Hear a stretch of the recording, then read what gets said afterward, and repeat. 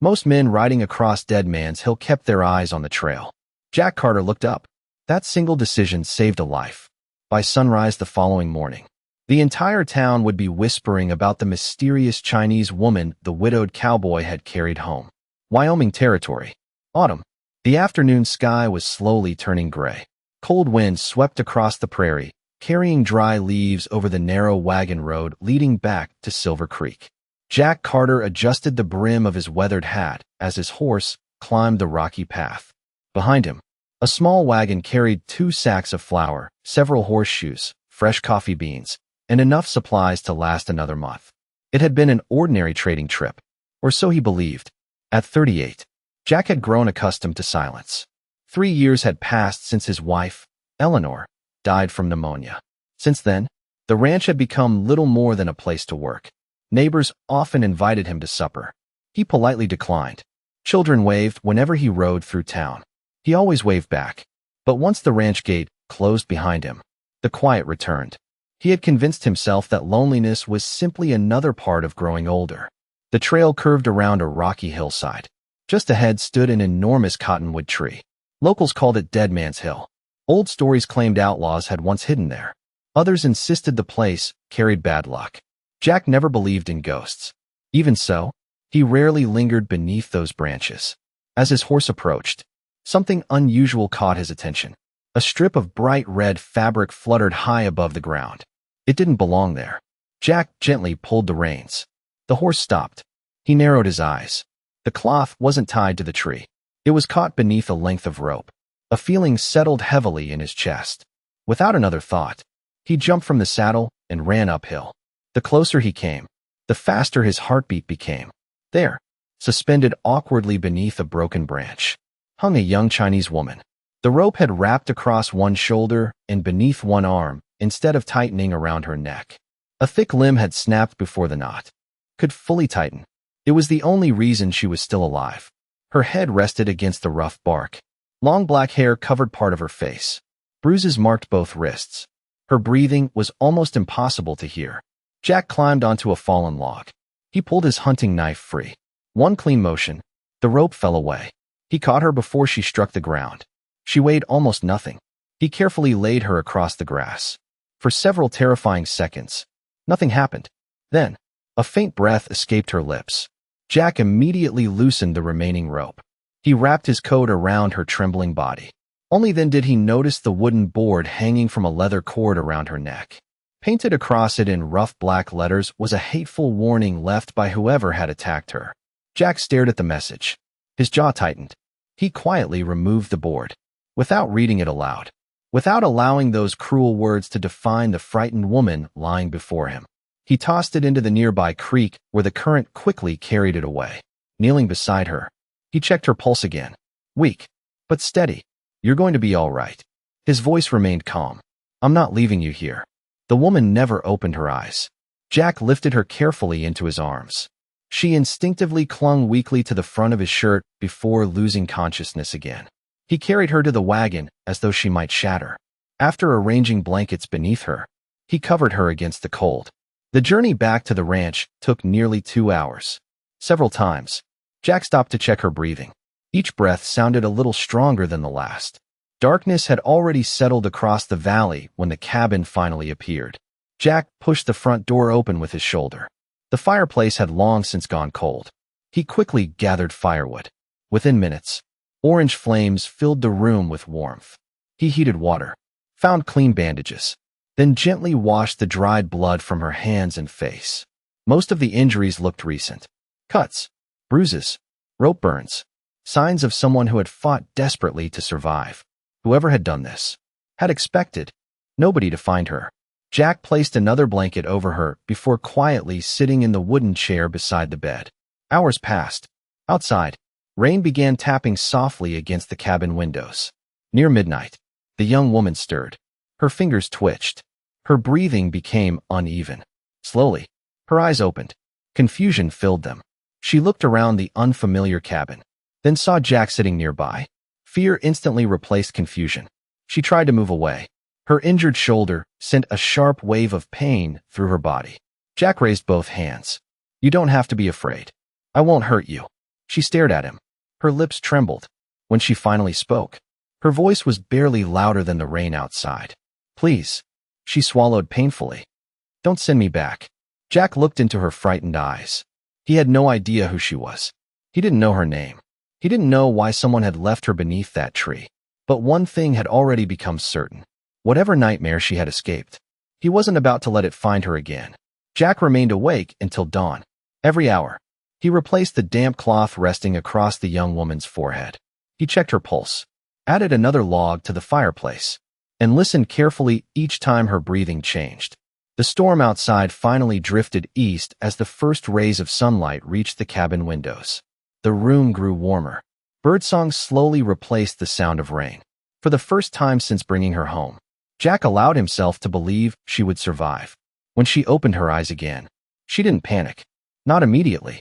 Instead, she quietly studied the unfamiliar ceiling, the wooden walls, the stone fireplace. Then, her gaze slowly settled on Jack. He stood near the stove preparing coffee, not watching her, not waiting for answers, simply giving her space. After several moments, he turned around. Good morning. She didn't reply. Jack poured warm water into a cup, then carried it toward the bed. He stopped several feet away. I'll leave it here, if you want it. He placed the cup on a nearby table before stepping back again. The young woman looked at him with visible confusion. You aren't tying my hands. Jack frowned. Why would I do that? Her voice remained barely above a whisper. They always did. Silence filled the cabin. Jack didn't ask who they were. Not yet. Instead, he simply answered, No one will tie your hands here. Slowly, she reached for the cup. Both hands trembled from exhaustion. Jack pretended not to notice. She took one careful sip. Warmth spread across her face. A tear escaped before she could stop it. Jack quietly returned to the stove. Several minutes passed before she finally spoke again. My name is May. Jack smiled gently. I'm Jack. Another long silence followed. Unlike everyone she had met during the past several weeks, Jack didn't begin asking questions. He didn't demand explanations. He didn't expect gratitude. That unsettled May almost as much as the violence she had escaped. Finally, she asked the question that had been haunting her since waking. Why did you save me? Jack looked toward the fire. My father used to say, if someone is lying in the road, you don't stop to ask where they came from. You help them stand. May lowered her eyes. I may bring trouble to your ranch. Jack shrugged. I've repaired broken fences, fixed injured horses, handled droughts. I'll deal with trouble if it comes. For the first time, the corner of May's lips moved ever so slightly. It wasn't quite a smile, but it was close. Later that afternoon, Jack stepped outside to feed the horses. When he returned, he found May struggling to sit upright. Her injured shoulder made every movement painful. Without a word, Jack pulled a sturdy chair closer to the bed, then folded a blanket behind her back. There. That should be more comfortable. May looked surprised. You've done this before? My wife. Jack answered quietly. She was sick for a long time. The room became still. I'm sorry. So am I. Neither said another word. Yet somehow, the silence between them no longer felt uncomfortable. Over the next several days, May slowly regained her strength. She couldn't lift anything heavy. Walking remained difficult because of the injuries across her legs. Even so, she refused to remain idle. Whenever Jack returned from working outside, he noticed something different. The dishes had been washed. The kitchen shelves had been organized. His late wife's old curtains had been repaired. One morning, he discovered several torn shirts neatly folded beside the fireplace. Every missing button had been replaced. Jack laughed softly. You didn't have to do all this. May looked embarrassed. I wanted to. I've been taking your food, using your blankets. I should contribute. Jack leaned against the doorway. You don't owe me anything. She looked directly at him. I know. That's why I wanted to help. That answer stayed with Jack long after the conversation ended. A week later, Ben Harper arrived unexpectedly. The moment he stepped inside the cabin, he stopped walking. So, the rumors are true. Jack looked up from repairing a saddle. What rumors? Ben smiled. They're saying you brought home the girl everyone thought was dead. Jack sighed. People in this town never get tired of talking. Ben tipped his hat toward May. Ma'am. She politely nodded. It's nice to meet you. Ben noticed the bandages around her shoulder. His cheerful expression faded. They really did a number on you. May remained silent. Jack stepped between them. She doesn't need to talk about it. Ben immediately understood. Fair enough. Before leaving, he quietly handed Jack a folded newspaper. You should read page 3. After Ben rode away, Jack unfolded the paper. Near the bottom of the page, a short article caught his attention. Chinese merchant missing after bandit attack, according to the report. Several wagons carrying silk, tea, and account books had vanished nearly 3 weeks earlier. Witnesses claimed no survivors had been found. Jack slowly lowered the newspaper. He looked toward May. She had gone pale. You know something? She stared at the floor. For a long time, she couldn't force the words out. Finally, she whispered, "The merchant. He was my father." Jack said nothing. May's voice shook. They weren't robbers. They were looking for something. They kept asking where my father hid a leather ledger. He refused to answer. Tears began falling again. I never saw him after that night. Jack felt his stomach tighten. The newspaper had called it a simple bandit attack. But the fear in May's eyes told a very different story. Someone hadn't just stolen cargo. Someone had been hunting her family. Outside, a lone rider stopped briefly on the hill overlooking the Carter ranch. He watched smoke rising from the chimney, then quietly turned his horse back toward Silver Creek. By nightfall, Charles Whitmore would receive confirmation. The Chinese girl he believed had died beneath Dead Man's Hill was still alive. The newspaper remained on the kitchen table long after the fire had burned low. Jack couldn't stop thinking about the final sentence. No survivors were believed to have escaped. He looked across the room. May sat quietly beside the window, watching the wind move through the cottonwood trees. She wasn't reading. She wasn't sewing. Her thoughts had wandered somewhere far beyond the ranch. Jack walked over and placed another cup of tea beside her. You don't have to carry this alone. May wrapped both hands around the warm cup. For weeks, I thought no one would ever know what really happened. Jack pulled out a chair. Then tell me. She drew a slow breath. My father traded tea, silk, and medicine between mining camps. He also kept records, not just of his own business, but of every shipment that passed through the valley. Jack listened carefully. Why would anyone want those records? Because they proved where stolen goods disappeared. She looked toward the mountains. My father believed someone was using legitimate freight wagons to hide stolen cargo. He planned to deliver everything to the county marshal. Jack's expression hardened. So someone wanted the ledger. May nodded. They searched our wagon. They searched our house. My father refused to tell them where he had hidden it. Her voice broke. That was the last time I saw him alive. Silence settled over the cabin. Jack finally understood. This had never been a random attack. Someone had been protecting a profitable criminal operation. The following morning, Jack saddled his horse before sunrise. I'm riding into town. May looked concerned. You'll be back before dark? I promise. His first stop was the county marshal's office. Marshal Thomas Reed welcomed him inside. I was wondering when you'd come. Jack placed the newspaper on the desk. This report doesn't make sense. The marshal nodded. I've begun thinking the same thing. He unlocked a cabinet and removed several evidence bags. Inside were broken wagon parts, a torn leather satchel, and a brass pocket compass engraved with the initials LW. May recognized it immediately when Jack returned that afternoon. It belonged to my father. She held it carefully, almost afraid it might disappear. Jack told her everything the marshal had discovered. No one believes this was ordinary bandit work anymore. They think whoever attacked your family knew exactly what they were looking for. That evening, Ben Harper rode to the ranch carrying unexpected news.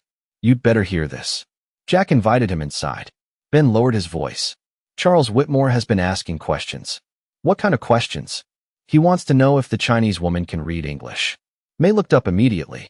Jack frowned. Why would he care? Ben shrugged. I don't know. But he's been visiting every freight office in Silver Creek this week. After Ben left, Jack stepped onto the porch. The sun had already disappeared behind the hills. Something about Charles's curiosity troubled him. Inside the cabin, May carefully opened the old pocket compass. Hidden beneath the brass cover, she noticed something neither she nor Jack had seen before. A tiny folded piece of paper. She carefully unfolded it. Across the faded page, only a few words remained legible. Old Mill, North Ridge. Below the note, her father's handwriting appeared. If anything happens to me, trust the ledger. May hurried outside. Jack. He turned. Without saying a word, she handed him the note. Jack read it once. Then again. His eyes slowly lifted toward the dark outline of North Ridge beyond the valley. If Li Wei had left a final message, the ledger might still exist. And if it did, it could identify every criminal involved in his murder. Neither of them realized they were no longer the only people searching for it. Far away, a rider disappeared into the night. His destination was Charles Whitmore's office. By morning, both sides would be racing toward the same place. The first light of dawn spread across North Ridge. A thin layer of mist drifted between the pine trees. Jack and May followed the narrow trail marked on the note hidden inside Li Wei's compass. Neither of them spoke. The only sounds were the horses' footsteps and the wind moving through the branches. After nearly an hour, they reached the remains of an abandoned sawmill. Time had reduced most of it to broken beams and rusted machinery. Jack climbed down first. He carefully searched the collapsed office while May examined the old storage shed nearby. Several minutes passed. Nothing. Then, May noticed something unusual. One floorboard sounded hollow. She knelt carefully. Jack joined her. Together, they lifted the weathered plank. Beneath it rested a small iron box wrapped in oilcloth. Jack opened it slowly. Inside lay a thick leather ledger, several folded letters, and a cloth pouch containing Li Wei's wedding ring. May held the ring tightly. For months, she had believed every memory of her father had disappeared forever. Now, a part of him had found its way home. Jack carefully opened the ledger. Every shipment had been recorded. Dates, names, payments, hidden among ordinary business transactions. Several pages documented stolen cargo being disguised as legitimate freight. Each delivery carried the same signature authorizing the wagons to pass inspection. Charles Whitmore. Jack looked toward May. This is everything. Before either of them could say another word, the sound of horses echoed outside. Jack immediately closed the ledger. 3 riders appeared through the morning fog. Charles Whitmore stepped forward. His confident smile had finally disappeared. I've been looking for that book. Jack remained calm. I figured you might. Charles slowly removed his revolver. Hand it over. May looked directly at him. My father died protecting the truth. I'm not letting you bury it. Charles laughed bitterly. Your father should have minded his own business. Jack quietly moved in front of May. No, he minded yours. For several tense seconds, no one moved. Then another voice rang across the clearing. Drop the weapon, Charles. Marshal Thomas Reed emerged from behind the old mill with 6 deputies. Ben Harper rode beside them. Charles looked around. Every escape route had already been blocked. The marshal extended his hand. It's over. Charles slowly lowered the revolver. Within moments, the deputies placed him under arrest. As he was led away, he looked back at May one final time. You should have stayed silent. May answered without raising her voice. I was silent long enough. The investigation lasted several weeks. The ledger confirmed years of fraud, theft, and violence carried out by a small criminal network hiding behind respectable businesses.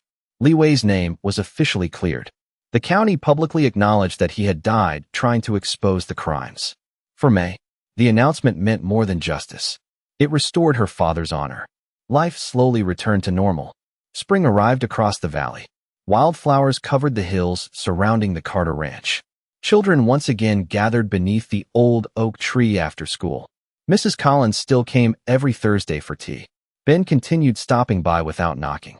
The ranch no longer felt like a lonely place hidden beyond the prairie. It had become part of the community. One quiet afternoon, Jack saddled 2 horses. I want to show you something. May smiled. I think I know where we're going. They rode together toward Dead Man's Hill. The cottonwood tree still stood exactly where Jack had first found her. For a long moment, neither of them spoke. May slowly stepped closer. Months earlier, she could barely look toward the branches. Now, she stood beneath them without fear.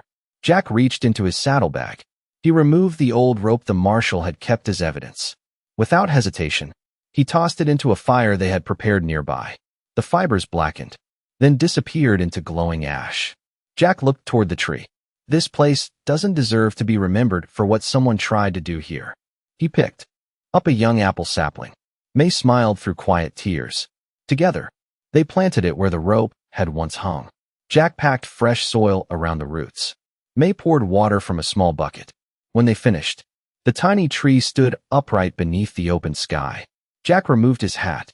From now on, I'd rather people remember this hill for new beginnings. May slipped her hand into his. They will. A year passed. The apple tree blossomed for the first time. Children often stopped beneath its shade while riding home. Most of them had never heard the dark story connected to the hill. And that was exactly how Jack wanted it. One evening, as the sun settled beyond the mountains, Jack and May stood beside the young tree. He reached into his pocket. Inside rested a simple silver ring that had belonged to his late mother. He knelt before May, not because she needed rescuing, but because he wanted to spend the rest of his life beside her.